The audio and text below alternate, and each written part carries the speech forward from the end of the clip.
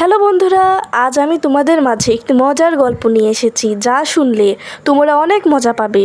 নানা প্রতিদিন বাজার থেকে কাঁচামরিচ কিনে আনেন, কারণ নানি ঝাল খেতে খুব ভালোবাসেন। কিন্তু যতবারেই নানা মরিচ কিনে আনেন, নানি বলেন, এ কেমন মরিচ, একটুও ঝাল নাই।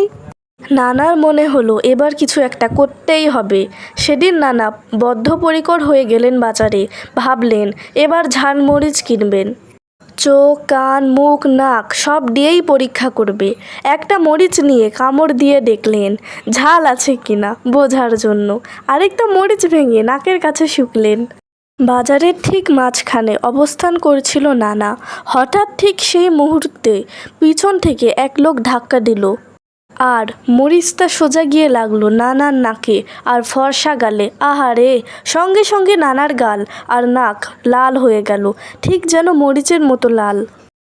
চোখ দিয়ে পানি পড়তে লাগলো। বাজারে লোকজন হাসতে লাগলো। কেউ কেউ বলল, ঝাল তো ঠিকই আছে, মনে হয় নানার গালেও মরিচের ঝাঁজ এসে গেছে।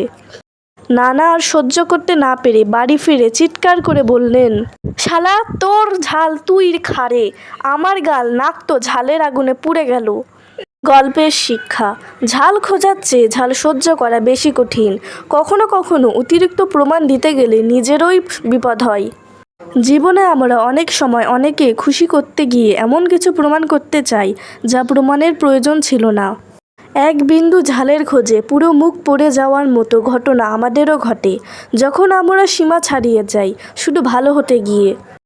সুতরাং জীবনে সব কিছু যাচাই করা ভালো, কিন্তু অতিরিক্ত না। নানার মরিচ মিশন গল্পটি কেমন লাগলো বন্ধুরা?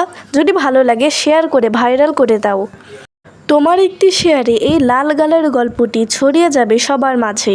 আর যদি পরবর্তীতে মজার গল্প পেতে চাও, তাহলে চ্যানেলটি প্লিজ সাবস্ক্রাইব করে পাশে থাকো। ধন্যবাদ।